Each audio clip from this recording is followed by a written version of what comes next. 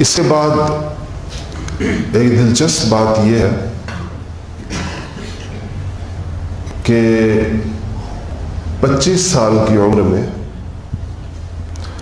آپ نے جو شام کا ایک اور سفر کیا، حضرت خدیجہ الکبریٰ رضی اللہ تعالی عنہا کے مال کو جو آپ لے کر گئے، اس سفر میں بھی ایک راہب کی آپ سے ملاقات ہوئی تھی جس کا نام نصورہ ہے۔ حضرت خدیجہ کے غلام میسرہ ساتھ تھے۔ بعض لوگ یہ کہتے ہیں، بعض سیرت نگار اور بعض مورخین یہ لکھتے ہیں کہ یہ جو دوسرے راہب تھے یہ اسی جگہ ملے تھے جہاں پر یہ پہلا والا راہب ملا تھا، بحیرہ جو ملا تھا، جس کا نام میں نے بتایا تھا کہ اس کا نام جرجیس تھا۔ تو بعض سیرت نگاروں کا خیال یہ ہے کہ یہ بحیرہ اس کے بعد فوت ہو گیا تھا اور پھر اس کا جو جانشین اور قائم مقام بنا وہ نصورہ بنا، اور اس نے بھی آپ کی آمد پہ اس کا ذکر 25 سال عمر میں انشاءاللہ آئے گا، ابھی تو اس سے پہلے ہی کچھ چیزیں اس کو بتا دوں میں آپ۔ یہ جو آپ کی زندگی کا یہ مرحلہ ہے نا، یہ 40 سال سے پہلے کی عمر یا نبوت ملنے سے پہلے کی جو عمر ہے، اس کے کوئی بہت زیادہ تفصیلات اس میں موجود نہیں ہیں۔ واقعات ملتے ہیں کہ آپ صلی اللہ علیہ وسلم نے خود کسی چیز کا ذکر فرمایا، کسی موقع پر صحابہ نے پوچھا یا کسی تاریخی چیز کے ساتھ، تو اس میں آپ کی شرکت یا عدم شرکت یا آپ کا اس کے بارے میں رائے کیا تھی۔ مثلا ایک معاہدہ ہے جو حلف الفضول کہلاتا ہے۔ یہ فضل نام کے 3 شخص تھے، انہوں نے ایک معاہدہ کیا تھا ایک زمانے میں کہ ہم مظلوم کا ساتھ دیا کریں گے، ظالم چاہے کتنا طاقتور کیوں نہ ہو، تو اگر اس کا ساتھ نہ دیا جائے یا اس کے ظلم پر خاموشی نہ اختیار کی جائے تو بالآخر ظلم ختم ہو کر رہتا ہے۔ تو ان 3 لوگوں نے اس کے بنیادی محرک تھے، اور چونکہ تینوں کے نام میں فضل آتا تھا تو اس لیے اس کا نام فضول، اور 3 فضل کی جمع ہے کہ 3 فضلوں نے اس معاہدے کو کیا تھا۔ یہ معاہدہ اس کے بعد پھر ایک طرح سے ختم ہو گیا، پھر ایک مشہور جنگ ہے وہ چھڑ گئی۔ آپ صلی اللہ علیہ وسلم کی عمر کوئی 15 برس کے لگ بھگ تھی جب، اور اس میں قریش اور بنو کنانہ ایک طرف تھے اور ایک اور قبیلے کے ساتھ ان کا مقابلہ تھا۔ وہ جنگ ختم ہوئی تو اس کے بعد ایسا ایک واقعہ ایسا پیش آیا کہ جو اس معاہدے کو جو حلف الفضول کے نام سے مکہ میں تھا، ماضی میں رہا تھا، اس کو دوبارہ زندہ کرنے کا باعث بن گیا۔ اور وہ یہ ہوا کہ یمن کا ایک شہر ہے جس کا نام زبید ہے، علامہ مرتضیٰ زبیدی کا نام اگر آپ نے سنا ہو، بہت مشہور محدث اور لغوی گزرے ہیں۔ زبید ایک یمن کے شہر کا نام ہے۔ وہاں سے کوئی تاجر آیا اور اس نے مکہ مکرمہ سامان لے کر آیا یمن سے۔ اس کا سامان عاص ابن وائل نے خریدا۔ عاص ابن وائل ان مشہور سرداروں میں سے مکہ کے جو بہت صاحب حیثیت تھے اور حضور اکرم صلی اللہ علیہ وسلم سے بہت سخت دشمنی انہوں نے کی اور کفر ہی پر جن کی موت آئی۔ ان کا نام تو آپ نے نہیں سنا ہوگا، لیکن ان کے نامور اور باکمال صاحبزادے جو صحابی رسول بنے حضرت سیدنا عمر ابن العاص کا نام ضرور سنا ہوگا، جو فاتح مصر، انہی کے بیٹے تھے وہ۔ تو عاص ابن وائل نے اسے کچھ سامان خریدا اور اسے کہا کہ 2 دن کے بعد تمہیں پیسے دوں گا۔ 2 دن گزر گئے تو وہ یمنی زبیدی تاجر عاص کے دروازے پر گیا، اس نے پھر کو ٹال مٹول کی کہ 2-4 دن کے بعد وہ پھر گیا۔ بالآخر عاص نے اس کے پیسے دینے سے انکار کر دیا، اس خیال سے کہ یہ غریب الدیار مسافر ہے، یمن سے آیا بھائی، یہاں اس کا کون پوچھنے والا ہے، اور یہ مجھ سے پیسے کیسے نہیں، مکہ میں کس کی ضرورت ہے کہ کسی پائے مسافر کے پیسے مجھ سے نکلوائے۔ تو وہ شخص جو تھا، جب اس نے 2-4-6 اور بڑوں کے پاس گیا تو انہوں نے کہا کہ بھائی ہم تو عاص کے قبیلے کے ساتھ ہمارا تو وہ ہمارے حلیف ہیں، ہم تو اس کے بارے میں کچھ نہیں کہہ سکتے، مطلب کسی نے اس کی مدد نہیں کی۔ تو جو خانہ کعبہ کے ایک طرف ایک پہاڑ ہے، اب تو وہ نہیں رہا باقی، اس پہاڑ پر اب شاہی محلات ہیں۔ اس وقت جو جتنی شاہی محل جس جگہ اکٹھے آپ کو نظر آتے ہیں 5 6 7، یہ اس پہاڑ کا نام ابو قبیس ہے،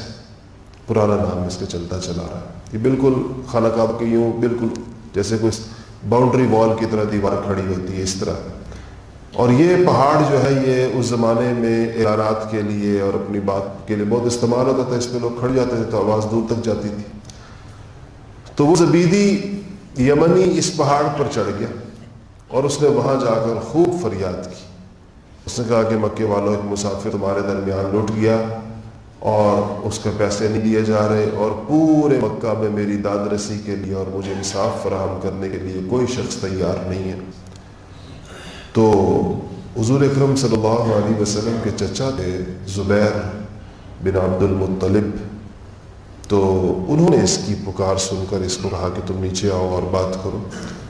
اور اس نے آ کر جب بھی بات کی تو انہوں نے کچھ لوگوں کو جمع کیا اور انہوں نے کہا کہ ظالم خواہ کتنا ہی طاقتور کیوں نہ ہو، لیکن یہ ہماری شرف کے اور ہم بنو اسماعیل ہیں اور ہم خانہ کعبہ کے مجاور ہیں،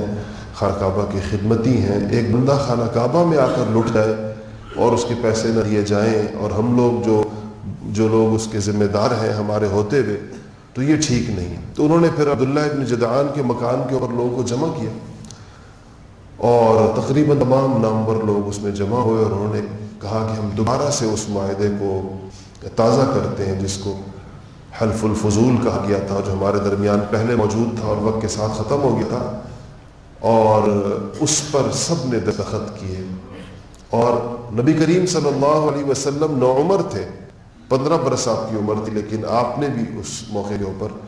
اس معاہدے میں شرکت بھی کی۔ اور اس کے بعد کسی نے آپ سے ایک دفعہ پوچھا کہ یہ بات ہوئی، تو آپ نے فرمایا کہ یعنی یہ لوگ ظاہر اس وقت مسلمان نہیں ہوئے، ابھی تو آپ نے اعلان نبوت ہی نہیں کیا تھا،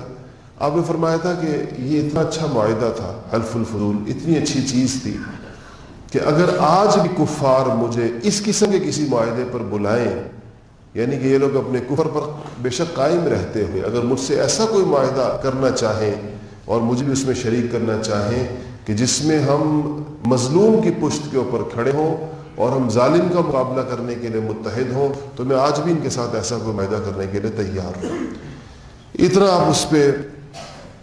یعنی اس بات پر کہ معاشرے میں ظلم کا ساتھ نہیں دینا چاہیے۔ میں اور آپ معاشرے میں ظلم کا ساتھ اس کو سمجھتے ہیں کہ ہم ظالم کے پارٹنر نہیں ہیں۔ ظلم پر خاموشی بھی ظلم کا ساتھ ہوتا ہے۔ ظلم پر جب انسان خاموش رہتا ہے، چپ رہتا ہے، تو اس کے نتیجے میں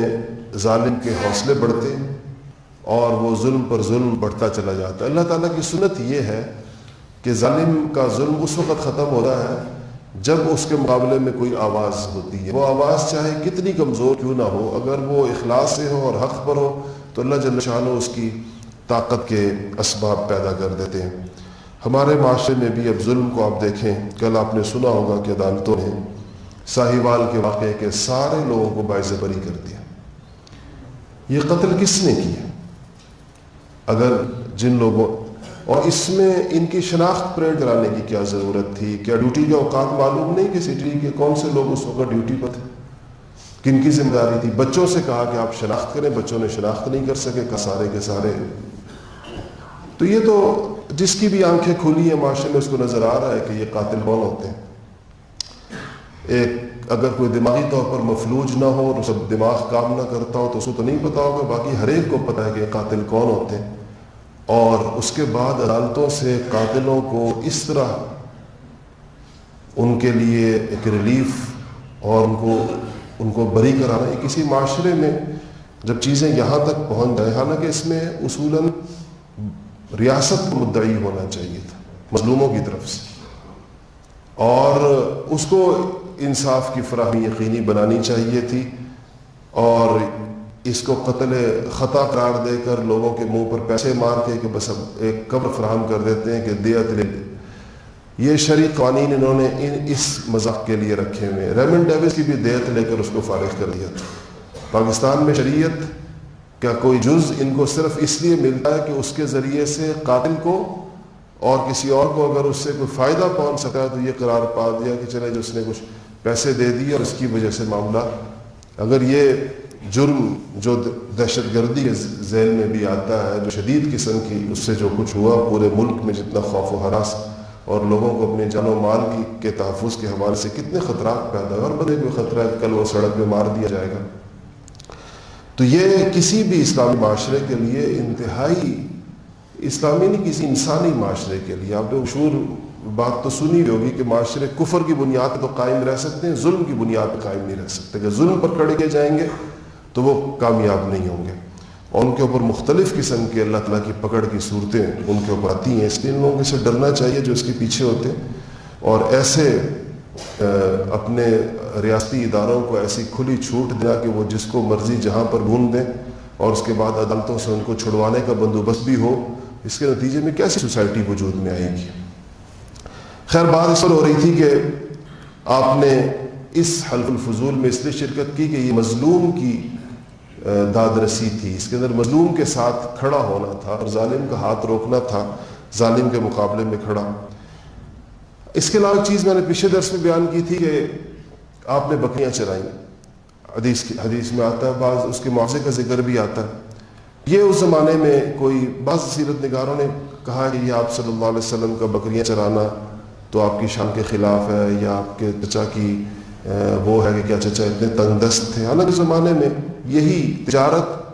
اور گلہ بانی یعنی بکریاں چرانا وغیرہ یہ اس زمانے کے عام ذرائع تھے. اور آپ صلی اللہ علیہ وسلم ایک حدیث میں فرمایا کہ سارے نبیوں نے بکریاں چرائی ہیں. تو ان کی تربیت کا اور اللہ جل شانہ کا جو نظام ہے یہ اس کا حصہ ہوتا ہے. اس میں کوئی ایسی عیب کی بات نہیں کہ اس کا انکار کیا جائے. صحیح حدیث اس کے اوپر موجود ہے، بخاری شریف کی روایت ہے اور حدیث کی کتابوں میں موجود ہے. تجارت آپ نے کی جس کا ذکر ابھی میں نے تھوڑی دیر پہلے کیا کہ آپ کا ایک سفر تو اس کا ذکر چچا کے ساتھ جو ہے. سیرت نگاروں نے آپ کا یمن کی طرف جانے کا ذکر بھی کیا ہے، کیونکہ قریش سال میں 2 سفر کرتے تھے، یمن کی طرف اور شام کی طرف. تو آپ نے یہ کیے ہیں. 25 سال جب آپ کی عمر ہوئی تو حضرت خدیجہ الکبریٰ رضی اللہ تعالی عنہ نے آپ کو اپنا مال دے کر کہا کہ پیشکش کی کہ آپ لے جائیں اور آپ واپس، وہ جو مزاربت جس کو کہتے ہیں کہ مال حضرت خدیجہ کا ہوگا، سفر اور ساری محنت آپ کریں گے تو پروفٹ میں سے ایک حصہ آپ کو دیا جائے گا. تو حضرت خدیجہ الکبریٰ جو تھی ان کے والد کا نام خویلد تھا، خویلد بن اسد بن عبد العزیٰ، اور ان کے والد بڑے مالدار آدمی تھے اور انہوں نے اپنی بیٹی کے لیے میراث میں بہت سارا مال چھوڑا، تجارت چھوڑی تھی. تو حضرت خدیجہ الکبریٰ رضی اللہ تعالیٰ عنہ جو ہیں وہ اپنے والد کی وفات کے بعد اسی تجارت کے سلسلے کو جاری رکھے ہوئے تھی. تو ان کے غلام کا نام میسرہ تھا. اس میسرہ کو ساتھ بھیجا انہوں نے. اچھا، اس شام کے سفر میں پھر جو میں نے بھی تھوڑی دیر پہلے جس کا ذکر کیا کہ اس راہب سے ملاقات ہوئی جس کا نام نستورہ تھا. اور وہ ایسی عجیب ملاقات تھی کہ وہ راہب جہاں بھی تھا اس نے آپ صلی اللہ علیہ وسلم جب ایک درخت کے نیچے جا کر بیٹھے تو وہ نکل آیا اپنے کلیسا سے اور اس نے آ کر قسم کھائی کہ عیسیٰ علیہ السلام کے بعد سے لے کر اس درخت کے نیچے کوئی اللہ کا نبی نہیں بیٹھا آپ کے علاوہ، یعنی آپ اللہ کے نبی ہیں. بعض علماء نے یہ لکھا ہے کہ اس نے یہ کہا کہ یہ نہیں کہا کہ آپ اور عیسیٰ بیٹھے اور اس کے بعد آپ بیٹھے، یا عیسیٰ کے بعد عام لوگ بیٹھتے رہے، نبی نہیں تھے اب آپ نبی بیٹھے. بعض نے لکھا ہے کہ اس کا مطلب یہ تھا کہ اس درخت کے نیچے عیسیٰ علیہ السلام کے بعد سے کوئی شخص نہیں بیٹھا، اور یعنی یہ بیٹھنا جو اس میں ہے وہ نبی نے آ کر بیٹھنا تھا اور آپ اس کے اوپر بیٹھے. تو اس کے بعد اس نے آپ کی آنکھوں میں جھانکا اور میسرہ سے پوچھا کہ ان کی جو آنکھوں میں یہ سرخی ہے یہ کیا ہے، یعنی کوئی عارضی دھول مٹی کی وجہ سے؟ اس نے کہا نہیں، یہ دائمی ہے، ان کی آنکھوں میں سرخ سا ڈورا ایک ہے مستقل. تو اس پر اس نے کہا کہ ہوا وہوا نبی وہو آخر الانبیاء، کہا کہ بس میں نے پہچان لیا یہ اللہ کے آخری نبی ہیں اور یہ جو ہیں یہ وہی شخص ہیں جس کا ہمیں انتظار ہے. لیکن ظاہر ہے کہ ابھی آپ کی عمر مبارک 25 برس ہے, نبوت تو 40 سال کی عمر جا کر ملنی ہے, تو ابھی سے آپ نے دعویٰ نبوت ہی نہیں کیا. ایک ہے کہ نبی کو پہچان لینا کہ یہ نبی ہے, ایک یہ کہ نبی نبوت کا دعویٰ کرے, وہ کہے کہ میں اللہ کا نبی ہوں اور میں تمہیں اللہ کی طرف بلاتا ہوں. وہ تو 40 سال کی عمر میں جا کر ہوا, اس لیے ان لوگوں کو اسلام لانے کا یا اس پر آنے کی تو کوئی بات تھی نہیں. اس سفر سے جب آپ واپس آئے تو اچھا, اس میں میسرہ نے جو آپ کے غلام تھے, حضرت خدیجہ کے غلام تھے, انہوں نے آپ کے ساتھ اس سفر میں بہت عجیب و غریب بعض باتوں کا مشاہدہ کیا شام میں, اور برکت تو خیر مال میں جو تھی وہ دیکھی ہی تھی. تو انہوں نے واپس آ کر حضرت خدیجہ الکبریٰ رضی اللہ تعالی عنہا کو بتایا کہ میں نے جب واپس آئے تو ایک تو تجارت بہت اچھی ہوئی تھی, اس میں پروفٹ بہت زیادہ تھا, نفع بہت زیادہ تھا,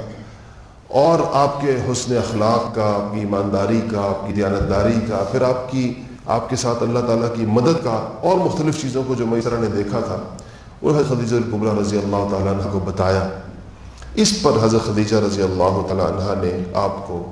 نکاح کی پیشکش کی اپنی سہیلی کے ذریعے سے. یہ نکاح جو ہے یہ اس شام کے سفر سے واپسی کے 2 مہینے اور 25 دن کے بعد ہوا. جب حضرت خدیجہ کی سہیلی پیغام لے کر آئی ان کی طرف سے, حضرت خدیجہ رضی اللہ تعالیٰ عنہ کے 2 نکاح اس سے پہلے ہو چکے تھے, اور ایک شوہر سے ان کے 3 بچے بھی تھے, اور عمر آپ کی 40 برس ہو چکی تھی. اور مکہ کے سارے ہی بڑے لوگ حضرت خدیجہ کو مختلف اوقات میں رشتے کے پیغامات بھیجتے رہے تھے, لیکن انہوں نے کسی کا پیغام قبول نہیں کیا تھا. تو جب یہ پیغام آیا تو حضور اکرم صلی اللہ علیہ وسلم نے اپنے چچاؤں سے بات کی. خدیجہ کے بھی والد نہیں تھے اور حضور کے بھی والد نہیں تھے, تو پھر حضور صلی اللہ علیہ وسلم کے چچاؤں نے حضرت خدیجہ کے چچا سے بات کی, اور اس طریقے کے ساتھ یہ رشتہ طے ہوا. 20 اونٹ مہر کے طے ہوئے, اور جناب ابو طالب نے آپ کا نکاح پڑھایا. سیرتی کتابوں میں اس نکاح کے کچھ جملے بھی آتے ہیں جو خطبہ انہوں نے اس موقع کے اوپر پڑھا, جس میں انہوں نے دلہا اور دلہن دونوں کی تعریفیں کی اور بتایا کہ دونوں بڑے عالی نسب ہیں اور بڑے اونچے گھرانے کے. یہ نکاح رسول اللہ صلی اللہ علیہ وسلم کی ساری اولاد سوائے حضرت ابراہیم کے, جو حضرت سیدہ ام المؤمنین ماریہ قبطیہ کے بطن سے ہوئے, آپ کی باقی ماندہ 6 اولادیں جو ہیں وہ حضرت خدیجہ الکبریٰ رضی اللہ تعالیٰ عنہ سے ہوئیں. سب سے پہلے صاحبزادے قاسم پیدا ہوئے, اور انہی کی نسبت سے رسول اللہ صلی اللہ علیہ وسلم ابو القاسم کہلاتے ہیں. ابو القاسم آپ کی کنیت ہے اور آپ کو پکارا جاتا تھا ابو القاسم کے نام سے. اس کے بعد سب سے بڑی بیٹی زینب پیدا ہوئی, اور ان زینب کی شادی جو ہے بعد میں حضرت خدیجہ کی زندگی میں, یہ واحد شادی تھی جو حضرت خدیجہ کی زندگی میں ہوئی تھی, اور وہ ہوئی ابو العاص سے, اور ابو العاص جو تھے وہ خدیجہ کے بھانجے تھے. اور پھر رقیہ پیدا ہوئی, پھر ام کلثوم پیدا ہوئی, پھر فاطمۃ الزہرا رضی اللہ تعالی عنہ پیدا ہوئی, اور اس کے بعد ایک اور صاحبزادے عبداللہ پیدا ہوا. یہ 6 بچے پورے ہو جاتے. بعض حضرات نے 2 اور نام بھی لکھے ہیں, بہت سے سیرت نگاروں نے, آپ نے سنے بھی ہوں گے, کہ ایک طیب اور ایک طاہر. اس میں جو محققین ہیں ان کی رائے یہ ہے کہ یہ الگ سے کوئی 2 بیٹے نہیں تھے, بلکہ یہ جو آخری بیٹے عبداللہ تھے یہ انہی کے القاب تھے. ان کو طیب بھی کہا گیا اور طاہر بھی کہا گیا. بیٹے 2 ہیں اور بیٹیاں 4 ہیں. اور یہ آپ کی اولاد حضرت خدیجہ رضی اللہ تعالیٰ عنہ سے ہوئی. ان میں سے پہلی بیٹی میں نے بتایا کہ ابو العاص کے نکاح میں گئی, اور ابو العاص کی زندگی میں ہی ان کا انتقال ہوا. ابو العاص بعد مسلمان بھی ہوئے, لیکن زینب نے بڑی تکلیفیں اٹھائیں. اور 2 بیٹیاں جو اگلی تھیں, یعنی رقیہ اور ام کلثوم, ان کے نکاح ابو لہب کے 2 بیٹوں عتبہ اور عتیبہ سے ہوئے تھے. اور بچپن کے نکاح جیسے ہوتے ہیں خاندان برادری میں, بچپن میں نکاح ہو جاتے ہیں. تو ابو لہب نے یہ 2 بیٹیاں مانگی حضور اکرم صلی اللہ علیہ وسلم سے, ان کے رشتے مانگے. تو ایک اس کا بیٹا عتبہ اور ایک اس کا بیٹا تھا عتیبہ. پھر جب اور یہ ظاہر ہے یہ رشتے اعلان نبوت سے پہلے ہو گئے تھے. تو کیونکہ آپ کی عمر مبارک جو ہے 27 برس تھی جب حضرت زینب پیدا ہوئی، اور 35 برس تھی آپ کی عمر جب حضرت فاطمہ الزہرا پیدا ہوئی. نبوت سے 5 سال پہلے حضرت فاطمہ پیدا ہوئی ہیں. تو یہ دونوں بیٹیاں جو ہیں، صاحبزادیاں جو ہیں، یہ اسی 27 اور 35 سال کی عمر کے درمیان پیدا ہوئی. حضور اکرم صلی اللہ علیہ وسلم کی عمر بار تھی. تو ان کا جب آپ نے نبوت کا اعلان کیا تو ابو لہب نے خالص آپ کو تکلیف پہنچانے کی نیت سے، حالانکہ رخصتی بھی نہیں ہوئی تھی، تو اس نے اپنے دونوں بیٹوں سے کہا کہ وہ حضور کی دونوں بیٹیوں کو طلاق دے دیں. تو جس کے اوپر عتبہ اور عتیبہ نے طلاق دی شادی سے پہلے ہی، رخصتی سے پہلے ہی. ان میں سے عتیبہ جو تھا چھوٹا والا، جس کی نسبت جو ہے وہ ام کلثوم کے ساتھ ہوئی تھی، یہ وہ ہے جس کو حضور اکرم صلی اللہ علیہ وسلم نے اس کی ایک انتہائی بری حرکت کے اوپر، انتہائی سخت قسم کی بدتمیزی کے اوپر جس نے حضور اکرم صلی اللہ علیہ وسلم سے کی. آپ نے فرمایا تھا کہ اللہم سلط علیہ کلب من کلاب، کہ اللہ اپنے کتوں میں سے ایک کتا اس کے اوپر مسلط فرماتا. عتیبہ تو یہ اتنا ڈرتا تھا اس کی وجہ سے. تو یہ پھر ایک قریش کا قافلہ باہر نکلا اور اس کو بس یہ خوف تھا کہ میرے اوپر کوئی حملہ کرے گا. تو اس نے وہاں جا کر بھی یہی شور مچایا کہ مجھے حضور کا کہا کہ انہوں نے مجھے بددعا دی ہے اور مجھے لگتا ہے کہ میری موت اسی طرح آئے گی. تو انہوں نے اس کی حفاظت کا بندوبست کیا. کہتے ہیں کہ اس کو قافلے کے بالکل درمیان میں سلایا اور اس کے ارد گرد سارے لوگ سوئے چاروں طرف یوں اس کے حصار میں، اور اس کے بعد اس کے گرد اپنے سارے اونٹوں کا حصار قائم کیا. یہ بالکل درمیان میں جیسے نیوکلیس ہوتا ہے ایسے درمیان میں، اس خیال سے کہ اگر کوئی جانور حملہ کرے گا تو اتنے سارے لوگوں سے ہوتا ہوا ایسا کیسے پہنچے گا. تو عجیب رات کو ایک شیر آیا اسی جنگل کے اندر جاتے، اور وہ سب کو پھانگتا ہوا سیدھا عتیبہ کے سر کے اوپر آیا اور اس کو وہیں پر اس نے چیر پھاڑ کے اس کے ٹکڑے کر دیے. تو یہ وہی ابو لہب کا ایک بیٹا تھا جس کا نام عتبہ تھا. اچھا، یہ آپ کا میں نے عرض کیا کہ آپ کا پہلا نکاح تھا اور خدیجہ کا تیسرا نکاح تھا. حضور اکرم صلی اللہ علیہ وسلم کو خدیجہ سے بہت زیادہ تعلق تھا، اور ان کے بارے میں انشاءاللہ ہم آخر میں امہات المؤمنین پر الگ الگ سے بھی تھوڑی سی بات کریں گے. تو اس میں آپ کو انشاءاللہ خدیجہ کے بارے میں کچھ مزید باتیں بتاؤں گا. ایک چیز اور جو آپ کی زندگی میں اس عمر میں آتی ہے وہ ہے خانہ کعبہ کی تعمیر میں آپ کا حصہ لینا. خانہ کعبہ کی تعمیر پر میں تھوڑی سی تاریخ آپ کو بتا دوں کہ خانہ کعبہ جو ہے یہ 5 دفعہ اس کی تعمیر ہوئی ہے. پہلی تعمیر جو اس کی ہوئی ہے وہ ہے جو حضرت آدم علیہ السلام نے کی. آدم علیہ السلام جب زمین پر آئے تو آسمان پر تو بیت المعمور تھا، جگہ تھی. انہوں نے زمین پر اللہ تعالیٰ سے اس بات کا کہا کہ مجھے کوئی اللہ کا گھر ہو، مرکز ہو اللہ تعالیٰ کی تجلیات کا. تو اللہ جل شانہ نے ان کو جہاں خانہ کعبہ ہے یہاں پر بیت اللہ بنانے کا حکم دیا. انہوں نے بیت اللہ بنایا. یہ پہلی تعمیر تھی خانہ کعبہ کی، اور یہ عین اس بیت المعمور کے نیچے بنایا گیا جہاں پر اوپر فرشتوں کا قبلہ ہے. حضرت نوح علیہ السلام کے زمانے میں جو سیلاب آیا، اس سیلاب میں ساری دنیا ڈوبی تھی، خانہ کعبہ بھی اس میں ڈوب گیا تھا اور اس کے آثار مٹ گئے تھے. ابراہیم علیہ السلام کو جو اللہ جل شانہ نے پھر دوسری دفعہ خانہ کعبہ کی تعمیر ہوئی، وَإِذْ يَرْفَعُ إِبْرَاهِيمُ الْقَوَاعِدَ مِنَ الْبَيْتِ. دیکھیں ابراہیم نے، قرآن کہتا ہے بنیادوں سے اس کو اٹھایا، مطلب بنیاد پہلے سے موجود تھی. جبرائیل امین نے آ کر باقاعدہ ابراہیم علیہ السلام کو وہ نشاندہی کی کہ یہ وہ جگہ ہے، یہ وہ بنیادیں ہیں جس پر آدم علیہ السلام نے خانہ کعبہ بنایا تھا. انہی بنیادوں کے اوپر کی عمارت چلی گئی تھی، زمین بنیادیں موجود تھیں، تو کہا کہ ان پر آپ خانہ کعبہ کی دوبارہ سے تعمیر کھڑی کریں. تو انہوں نے دوبارہ سے اس کے اوپر تعمیر اپنے بیٹے، قرآن شریف میں اس کا ذکر بھی، حدیث میں اس کا ذکر ہے کہ باپ بیٹے نے ابراہیم نے اور اسماعیل نے مل کر خانہ کعبہ کی تعمیر کی. تیسری تعمیر جو ہے وہ یہ ہے جس کا بھی میں ذکر کر رہا ہوں، اور یہ نبی کریم صلی اللہ علیہ وسلم کی بعثت سے، یعنی 40 سال کی عمر، اعلان نبوت سے 5 سال پہلے ہوئی ہے. اور اس کی ضرورت اس لیے پیش آ گئی تھی کہ یہ موجودہ تعمیر جو تھی اس وقت کی وہ انتہائی بوسیدہ ہو گئی اور بالکل اس کی اینٹیں گر رہی تھیں اور دیواریں بھی، اور اس میں قریش خانہ کعبہ کو ہاتھ نہیں لگانا چاہتے تھے، اور ان کے ہاں تعظیم تھی خانہ کعبہ کی اس معنی میں. لیکن اب ان کو اندیشہ ہو گیا تھا کہ اس کو نیا بنائے بغیر چارہ نہیں ہے. تو جب انہوں نے یہ آپس میں بیٹھے اور مشورہ کیا وہیں دارالندوہ کے اندر، تو طے ہوا کہ تعمیر نہیں کرنی پڑے گی۔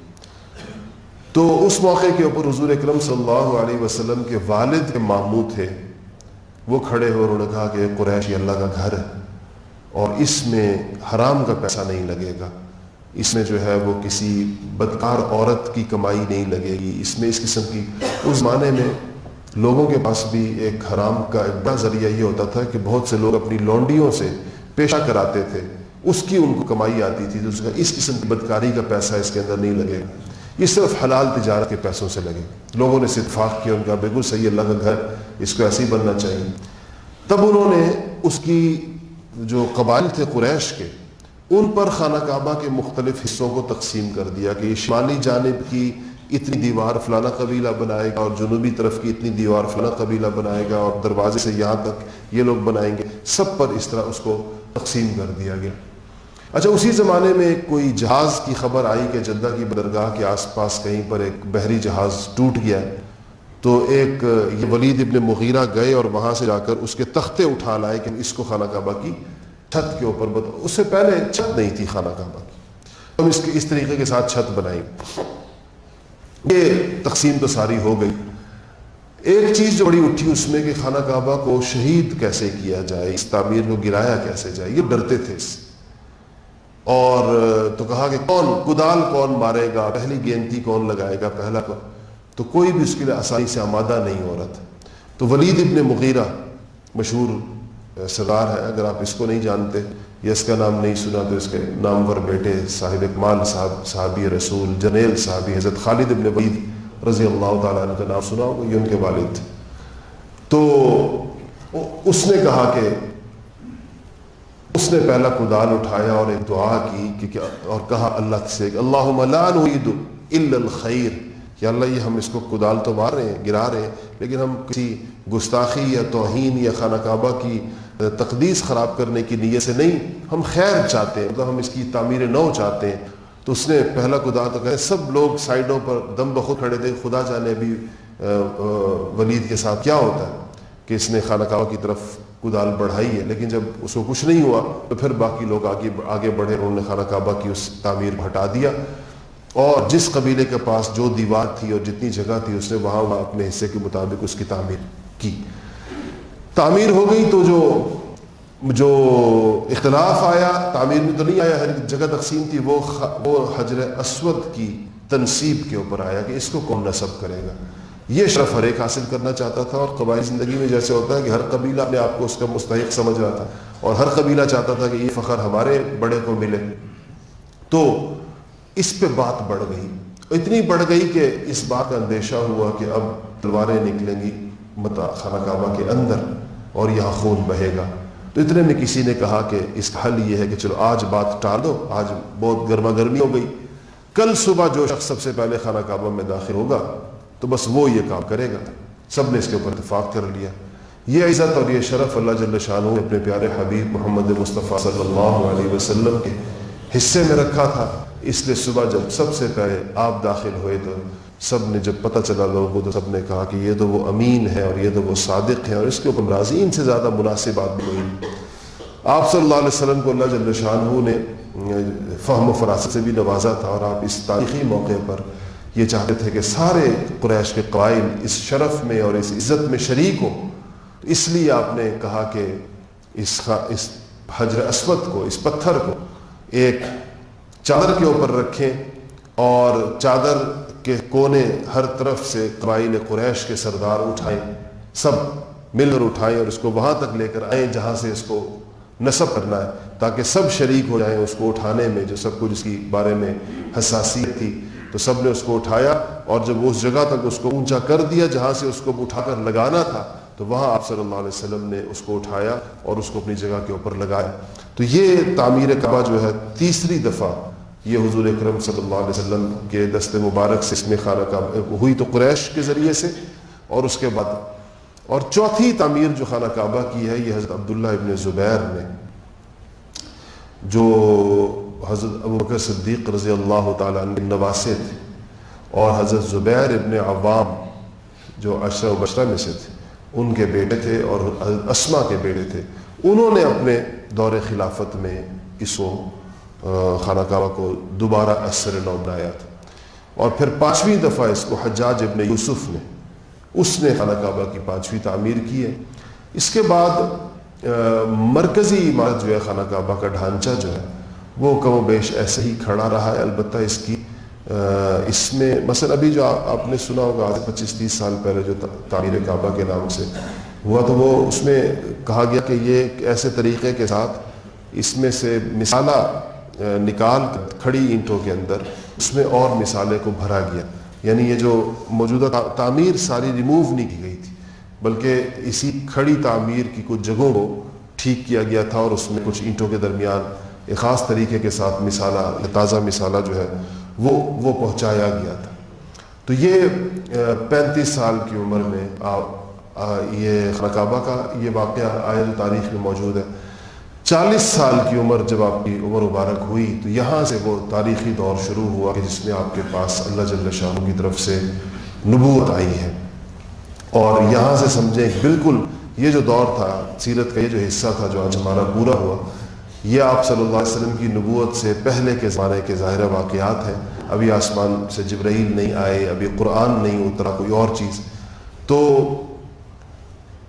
اس پر انشاءاللہ اب وہ ختم ہوا ہے۔ اگلے ہفتے سے ایک چیز اور میں نے آج بیان کرنی تھی، آخر میں خیال تھا کہ شق صدر کی جو وجوہات کسی نے وہ پوچھی تھی کہ اس کی کیا وجہ تھا، چاروں شق صدر کی 4 وجوہات علماء نے لکھی ہیں کہ اپنے اپنے وقت کے اوپر جو ہوا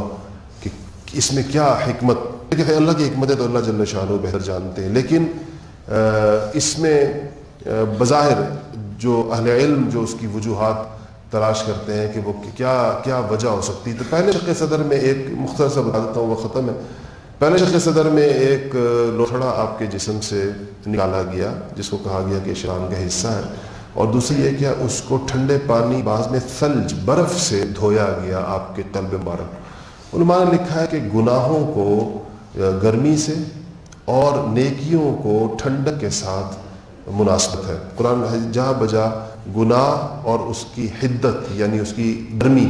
اور نیکی اور اس کی ٹھنڈک، اس کی برودت، اس کا ذکر آتا ہے۔ تو اس شق صدر کا مقصد یہ تھا کہ آپ کی قلب مبارک کو نیکیوں کی آماجگاہ بنایا جائے، نیکیوں کی ٹھنڈک کی جگہ ہو، اور اگر جو طبعی اور خلقی طور پر انسانوں میں اللہ جل شانہ نے، چونکہ نبی علیہ الصلوۃ والسلام کا جسم مبارک تو گوشت پوست کا انسانوں کی طرح ہی ہوتا ہے، درجات اور چیزیں بہت بلند ہوتی ہیں، تو پہلی دفعہ برف سے دھو کر گویا آپ کے قلب کو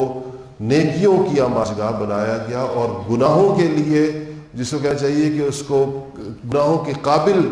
یا گناہوں کے لیے اس کو سازگار حالات اس کے لیے دل میں نہ رہیں، وہ چیز کی گئی۔ اور آخری شق صدر، پھر دوسرا شق صدر جو آپ کا ہوا وہ آپ کا 10 سے 12 سال کی عمر بہت سارے حضرات کے نزدیک اس میں ہوا، اور تیسرا شق صدر جو آپ کا ہوا وہ جب آپ کی نبوت ملنے کے وقت میں، نبوت ملنے کے وقت میں جو ہو رہا ہے اس کی وجہ یہ بیان کی جاتی ہے کہ اب چونکہ آسمان سے وحی آنی ہے تو وحی کے وصول کرنے کے لیے، اور وحی نے قلب پر اترنا ہے، اعلیٰ قلب، تو وحی کے وصول کرنے کے لیے قلب میں قوت پیدا کرنے کے لیے ہوا کہ دل میں وہ قوت پیدا ہو جائے کہ وہ وحی کی طاقت کو سہار سکے، وحی کے بوجھ کو سہار سکے۔